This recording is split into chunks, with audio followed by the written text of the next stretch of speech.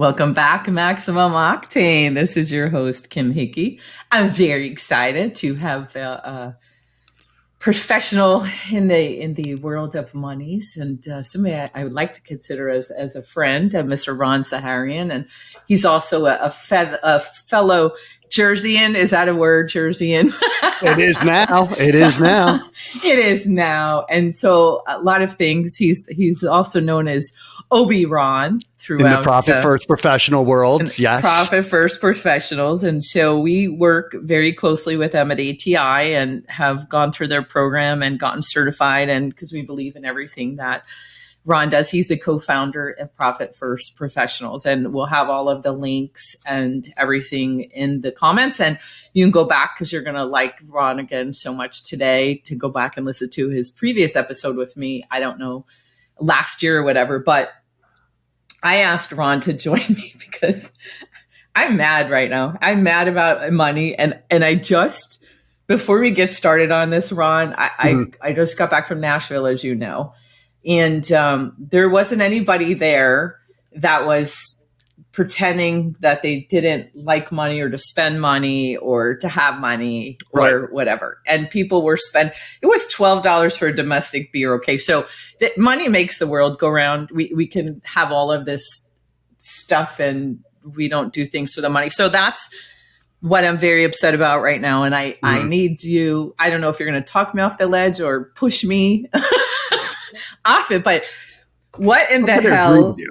Yeah, what is going on? I love your kind of new tagline is proud to be profitable because I am so sick of hearing from people that they don't like money and they don't want money. They don't need money. They don't do this, whatever it is they're doing for the money. And they're this altruistic saints walking around. And, most of them are full of crap when they're saying that because you need money. You have to pay your bills. So like, even if you didn't want a big house or a car or a boat, you got to pay your bills. And for all the people that are like, I just want to do this so I can help other people, you need money to help other people. You can't help other people for free. So if you want to build a playground in Guam, you want to have a school in a third world country, you want to have work with people that were, hooked on drugs or alcohol and help rehabilitate. I don't care what it is. You need money. What the freak, Ron? Why? Well, it's almost like Marxism. Like, I don't understand. Help me. So profit equals greed. And that's bullshit. And one of the things is we've been seeded, by the media and we've seen the headlines, corporate greed. We've seen the reportings of high earnings coming out of these large corporations when, most Americans are having problems buying a carton of milk or eggs, right? Inflation's going through the roof. And we're not talking about that type of profit. We're not talking about corporate greed. What we're talking about is proud to be profitable and what that means. I am proud to be profitable. Why? Because with profit, you can pay down your debt. With profit, you can hire. With profit, you can celebrate. With profit, you can be philanthropic. And so profit is not a bad word. Dirtbags who earn a lot of money are dirtbags, right? So it's not profit that is bad. It's the individual. So I know a lot of dirtbags that don't make any money. Right. So. Exactly. Right. Yeah, exactly. But what we're talking about are the headlines, right? Right. And in the real world, right, small businesses are the backbone of the economy. Okay. So in the real world, profit is paramount for the success of small businesses. The problem is that so many businesses are simply focusing on the top line, the sales.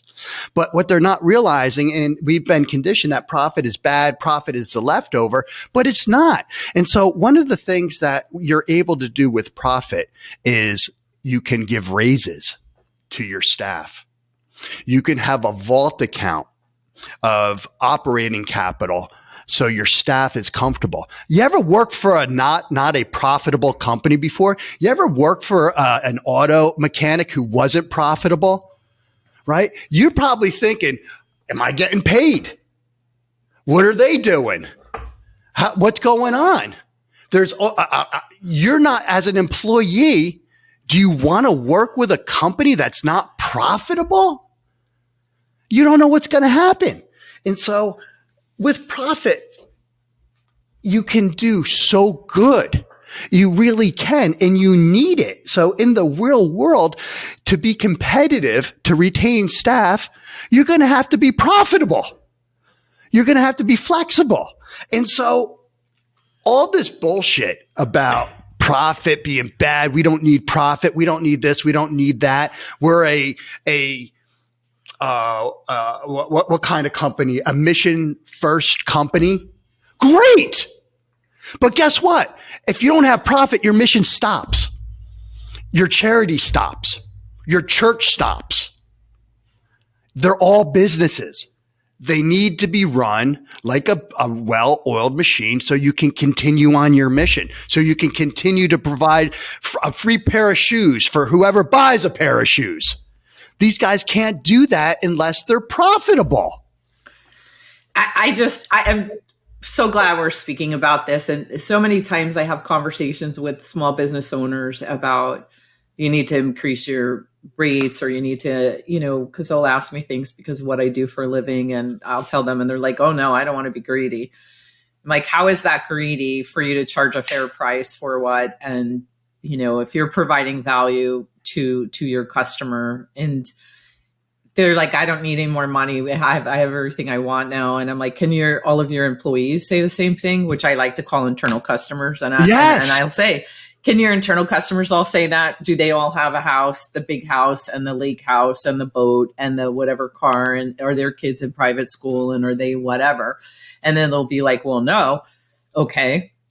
So you don't have all the money you need, because if you're truly that mission driven company and are there to just provide a better place for people to work, then you're going to make enough money to give them all of the opportunities you have. And before I get hate mail that'll start coming in, I am not saying that your internal customers should make as much money as you, because you're assuming the risk. You're putting the money out on the line. Yeah. You are having the sleepless nights wondering how you're going to make payroll and stuff. You took the risk. You took the risk. So I'm not saying it should be dollar for dollar, but if you truly feel like you don't want any more profit in your business or need any money because you have everything you want, then take it the next step and look and say, if I, made some changes, or I created my accounts that I'm supposed to and other things, can I provide those things to trickle down to my internal customers? And you're hitting the nail on the head. That's what it's about. They're looking at themselves. They're not looking at the holistic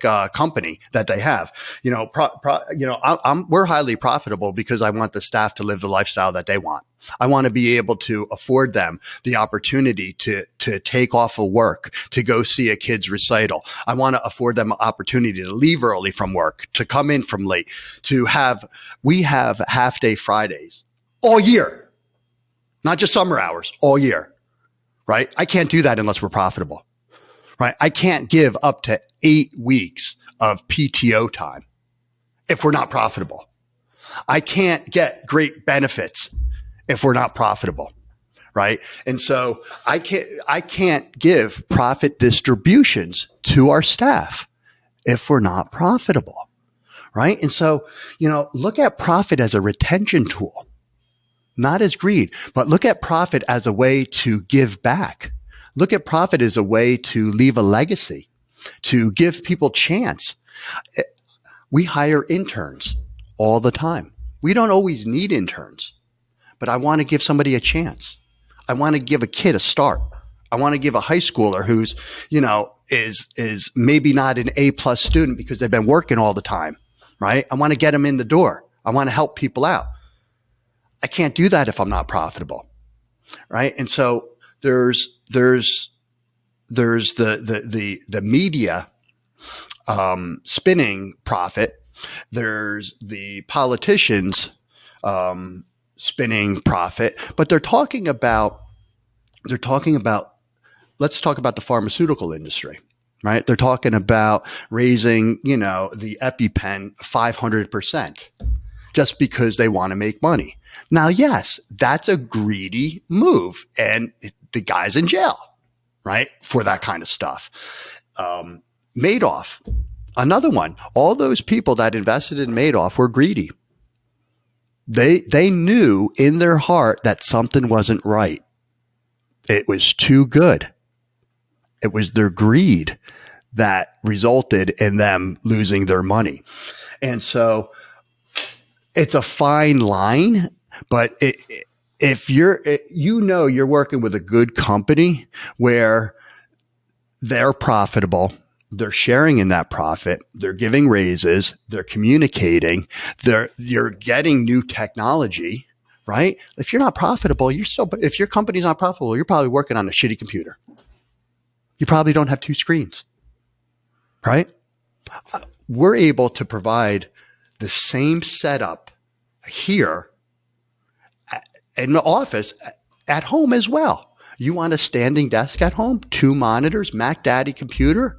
Great. I can't do that if I'm not profitable.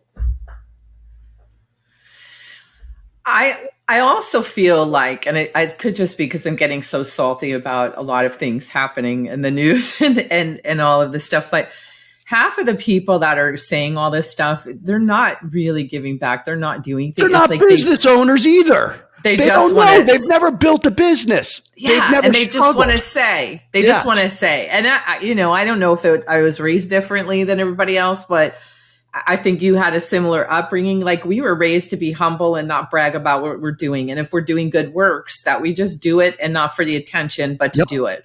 Yep. So, I donate a lot of money and a lot of time and different things, but you won't ever hear me on anywhere talking about what I do, because that's not why I do it. I'm not doing it for the attention. I'm not doing it. I do it because of what I feel is right. And all these people that are just always constantly like, oh, well, I'm going to do this and I'm going to do that. It's like, why are you saying that? Just do it and provide an environment for other people to do it, right? I almost feel like it's like a bandwagon thing. It's just a cool thing to say, and they're not understanding the why. Using that angle to grow their business, the majority of them. Usually that's, hey, how can we do this? They have the intention of doing good, and that's fine, and they can do good. I'm in a weird position, Kim, because we're charitable, we're philanthropic here at Profit First and in our own homes. Mike is very as well. I don't go around sharing overtly what we do, but I do at times, because we're an example.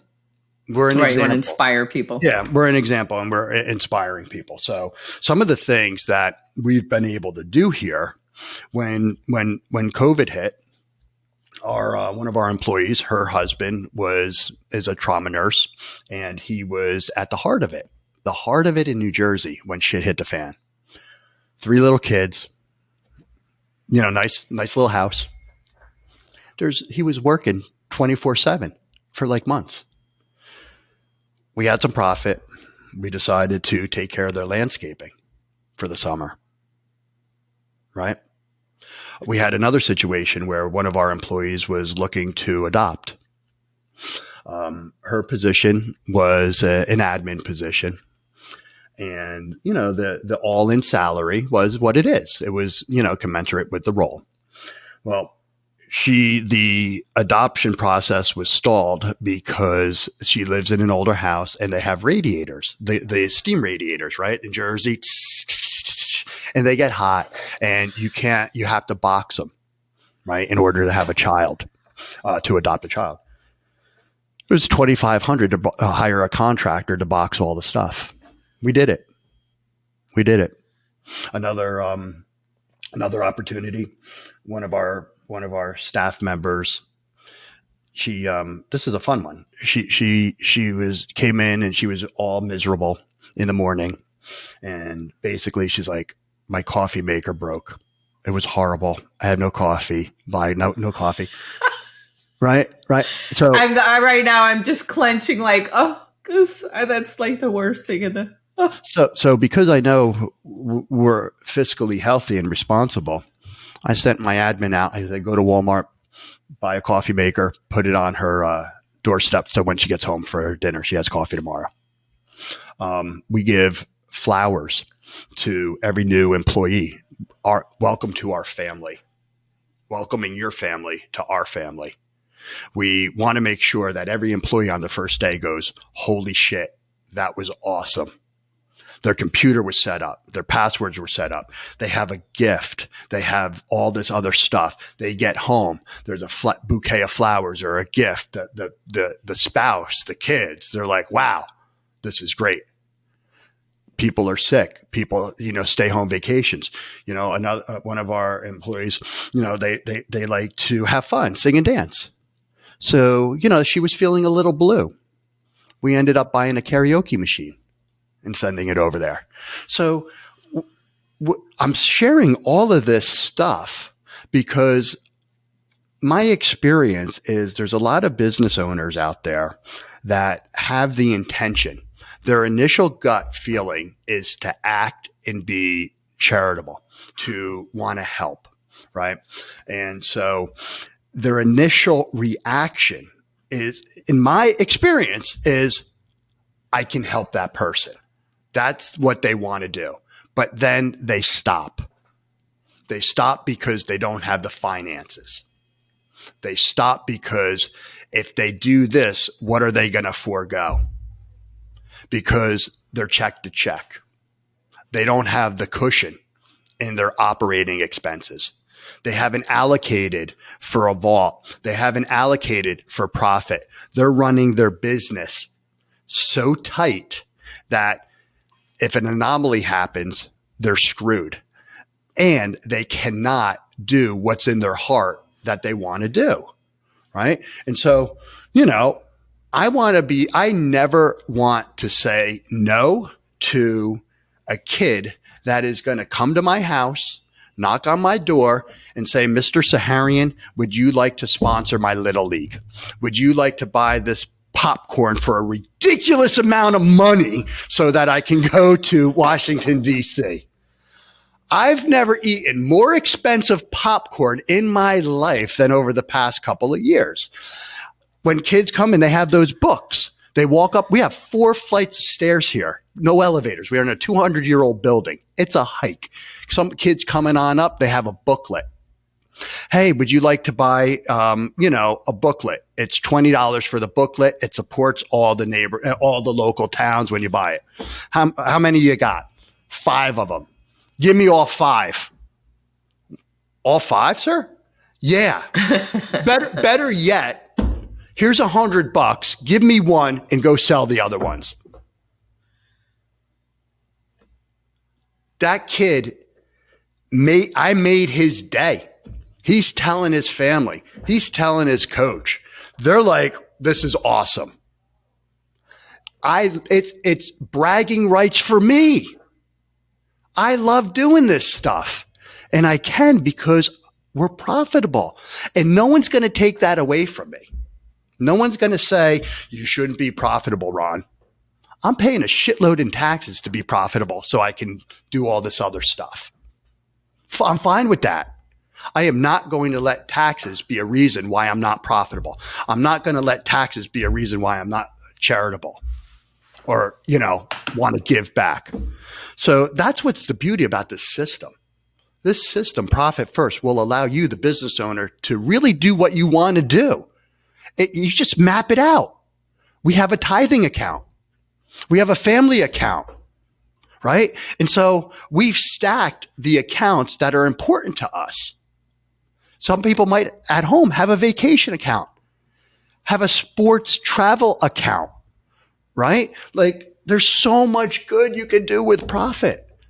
This narrative of I don't want to be profitable. I don't want to be greedy. It's not Gordon Gekko. Greed is good. Okay. Right. Love the movie. Love the first one anyway. That's different. And that's a movie. We're talking about reality. And whoever is listening to this is reality. Not the newspapers, not MSNBC, not Fox, none of that shit. Your business is your reality, right? And so I empower you to be profitable. I empower you to be proud to be profitable, because without you being profitable, your staff isn't going to live the lifestyle they want. You're not going to either. So lose that. Lose the, I don't want to be profitable. You want to be profitable so you can be a better steward of society.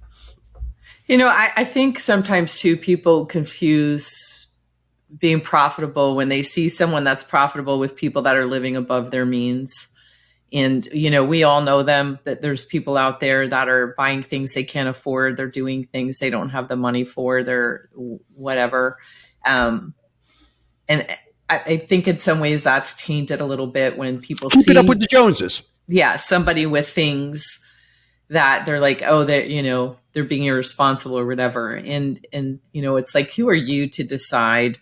I just heard somebody the other day, and listen, weddings, that's a whole other thing, but I frankly think it's ridiculous what people are spending now to do. I would not do that, and I didn't. But right. If they want to, it's their money, right? And when I hear, oh, that dress was $20,000, they could have fed whatever kids. And I'm like, well, how many people could you have fed with your iPhone and your whatever car you're driving right now? And it's like, where do we become the judge and the jury and the whatever? And the people that I hear saying this about no profit and no this and that, they got their nails done, they're wearing, they got a Louis Vuitton bag, they got an iPhone. I know how much that costs because I have it, but I'm not out there being like, oh, you're spending money. So it's like, how are you standing here on your soapbox talking about profit with, you could feed a ton of people with just what you're wearing right now or, what you're doing. So it's like, who the hell are you to be deciding what other people should spend their money on and what's important to them? And, we have a lot of, like you said, small businesses are the backbone of America, and people worked really hard. And most entrepreneurs and small business owners and all were not left a big inheritance and to do. They got there just by sheer grit and moxie and hard work. And, how dare you say that they don't deserve to have money or they don't deserve to buy a house if they want, or a boat or whatever. I don't care what it is. It's like, oh, they didn't need that, a boat that big. Or who are you to decide that what somebody else needs? And it's funny. I learned a long time ago not to count other people's money or spend other people's money. I don't want anybody spending my money either. Right. And so, there's a lot of that going on. And you're exactly right there. I was watching Bill Burr, who's a comedian, and, he was telling a joke about kind of this, right? If back in the day, I would have been marching with the women, I would have been marching against slavery. I would have been doing this. I've been doing that. You're not doing it today, and there's still problems. Right. So, I'm going to call bullshit on that. So there's a lot of it. You got to walk the talk, but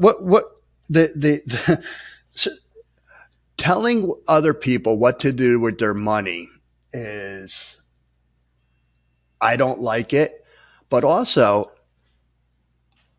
how I spend my money is how I spend my, like, you may totally disagree. I had this conversation. I was on a podcast yesterday with one of our members. One of our members was Wally. He was talking about, he's a MAPS coach for Keller Williams. He's awesome. He was talking about how he just paid off his car. He's not getting a new one. There's not a need for another car, another this, another this, another this. He just doesn't feel need. I love cars. I spend my money on cars, right? I don't subscribe to that, right? But also, I have my priorities correct. I'm not going out and buying a Ferrari or a Porsche if my funding of my retirement isn't where it needs to be. If my daughter's 529 isn't funded, if my staff isn't being paid well, right? And so when I do all these things and I'm paying down my debt, I'm taking care of this stuff. If I want to go out and buy a Ferrari, well, great, good. You want to buy an airplane? I flew an airplane for the first time in my life last year. I will never buy a plane. I don't want to fly. I did not like it. But I'm not going to MF people who want to buy a plane. Right. Right? And so, you know, if somebody wants to be profitable so that it boggles my mind where this is a country that was started because we can do whatever we want. We can achieve whatever we want. And I still believe that. I'm living the American dream. Yeah. It's awesome. Right? And so there's a lot of bullshit and negativity out there. Don't fall into that trap. Focus on what you're doing. Focus on your business. Focus on your staff, right? My job is to help our staff live the life they want. Part of that is bringing them up to speed with their knowledge of what we're doing here, helping them help our members, helping them help our members be more successful. When our members are more successful, we're more successful. We get more members, get more money. I allocate the systems. We're more profitable. I can give more raises. I can hire more people. I can be more charitable. It's a plan. We have a plan to be profitable. And when you have a plan, you have relief. When you have a plan and you're executing it, you're empowered. When you have a plan, you're executing it, you're empowered. Now you have focus. My focus is to grow the business. I'm not worrying about how am I going to make payroll? How am I going to pay down my debt? How am I going to be profitable? Because I have a system and a plan and we're with purpose. So, you know, you could call it profit first, or better yet, you don't like the word profit. That's your own problem. Then call it purpose first. Okay. Right. Purposefully, you need to be profitable. Churches, ministries, nonprofits, they're like, Ron, we don't like the word profit first. Well, that's your problem, not my problem. Okay. Right. First off. Second off, you're a business. You need to be profitable because if your donations stop, which they did, if your charitable contributions to you is dipping, if there's not as many people in the church to put money in the basket, you better be profitable. You better have a plan or your nonprofit is going to be defunct. What kind of mission are you on if you can't sustain your mission? I'm just laughing right now. You know how my head works weird. And so it's playing a little thing. And I'm thinking about the churches saying they don't like the word profit. So you're saying make it purpose first. So would they name their business non-purpose? Right.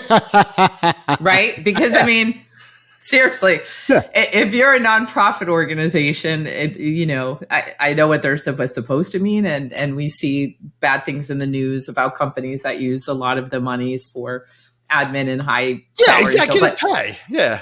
But if you just think about just the ridiculousness of it, I don't even know. Is that a word, ridiculousness? I think it's a great show too. Rob Dyrdek, MTV. Rob Dyrdek. So, so instead of a nonprofit, well, let's call it non-purpose. Do you run a non-purpose organization? Right. It's so ridiculous. And what the hell does that word mean? Like, just how ridiculous. I know. And I'm going to do that. Next time somebody calls me for money, Ron, I'm going to say, are you a non-purpose organization? Right. I'm going to swap out purpose for profit. Yeah, right. I want to donate to a profitable organization that's going to be able to continue its mission. I don't want to just give you money and then have you spend the money and blow it and you go out of business. That's a waste of my money. Right? And it's your money. My money. And that's, I think, where people are just, I don't understand where this is coming from. I just don't understand. And I know there's a big movement on, minimalism and not being a slave to possessions and all of that. And I think that's cool. And if you want that, and, and then again, that's your decision. And that's not anybody else's decision. And you don't have the right to impose on just because you don't want to have books in your house, or you don't want to have whatever because it's, takes up room and you don't need it. I love tchotchkes. I love sports memorabilia, right? It is what it is. And it's, I forgot what I was going to say, but it was something along the lines of. It'll pop in your head in a second, I'm sure. Yeah. But, you got the stuff brings you joy. There has to be a payoff at the end of the day for what you do, and your family. Yeah.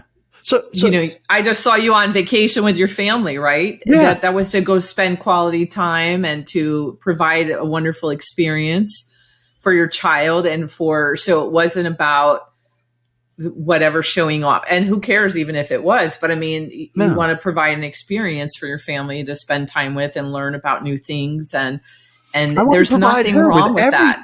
I want to provide her with every opportunity to learn, to do well, to do things. And the thing is, profit first equals people first, right? It really does. Think about it, because with profit, again, you can do so much. Profit is never meant to be over people. Of course, people come first, because when you put the people first, you are going to be profitable, right? And so this whole thing, only sustainable businesses can put people first. Right? Think about it. If you're not a sustainable business, if you're not profitable, how can you put your staff first? Well, because everybody wants to go work somewhere for free because you have a great vision and mission. So there's that. Right. And here's another thing. Staff isn't stupid. If I go out, if I'm bitching and moaning about our finances and I'm telling people, hey, don't buy birthday cards for people, cutting back everything, get a call. Hey, Ron, you did good. You got a $50,000 profit this year. What do you want to do with it? Well, I can lower your tax burden if you go buy a truck that's over 20,000 pounds, but I don't need a truck. But wouldn't it be nice to have a really cool truck that you won't have to pay taxes and this and that and the company buy it? Yeah, that's a great idea. I go buy the truck. Guys, take a look at my new whip. You just told me I couldn't buy a birthday card. Right? And so we'd give profit distributions here.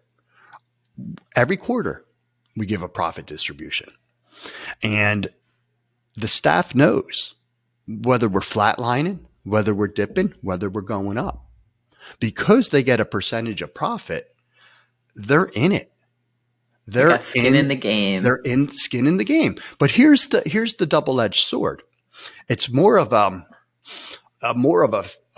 ego thing for me to say, hey, I've been giving profit distributions to every single one of our staff since 2015. Every quarter. Can your company say that? Right? Maybe yours can, but can you say that? How great, what would you want to work? You think if I say to it and during an interview, oh, by the way, we have two profit sharing components. The first one is a quarterly profit distribution. The second one is more of a defined benefits plan where an actuary tells us, oh, and by the way, even through COVID since 2015, we've been giving our staff quarterly profit distributions because we're fiscally healthy and we believe in allowing the staff to live the lifestyle they want. You want to work with me? Well, you had me at taking care of my lawn. So the other stuff is just sugar on top of, the cherry on top, because the people first thing, right? So I'm glad that you were able to join me today. And I don't think I have this out of my system yet. So I probably will be calling you again to come on and talk about it. But stop pretending that we don't need profit and that it's a bad thing. If you're ripping somebody off, if you're being dishonest and telling someone they need something that they don't, if you're, talking somebody into something they don't need, and then yes, that's horrible to make a profit from. But if you're doing the right thing for the right reason, it always comes back. And you need profit to run a dang business. You need a profit to run your house. You need a profit to pay your bills. You need to whatever. And stop worrying about what everybody else is doing. Yeah. And awesome. Just that. So, Well, Jim, it's always a pleasure. You know, I love being on your show. I love talking with you in general. I mean, you know, you're hitting the nail on the head. It's enough's enough. Enough's enough. Enjoy your business. Be profitable. Pay your staff well.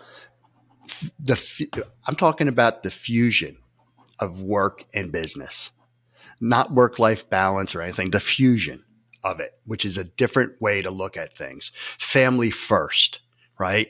No, Liz will never miss anything for her kids. Nobody will miss anything for their kids. People can do this. People can do that because it's people first, family first, and profit first.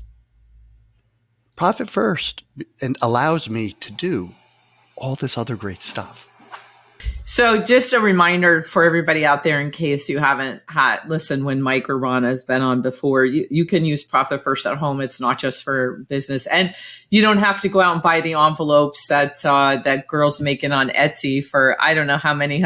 Talk about money and profit. And some people were like dissing her online, but some gal that didn't have any money, couldn't feed her kids, whatever, started doing the envelope system, you know, basically. And so she got a little label maker and started putting labels on envelopes and has this huge business now, making hundreds of thousands of dollars a year. And people are like, how dare she? She knows what it's like to not have money.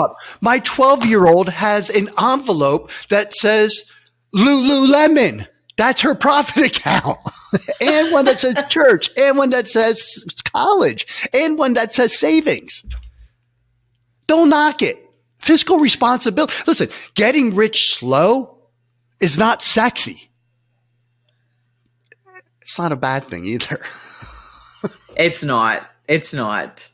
So use the tools that are available to you. And listen, if you're an auto shop and you're not working with ATI or one of their coaches and experiencing Profit First, I don't know what's wrong with you. You know, they have the keys to the Ferrari.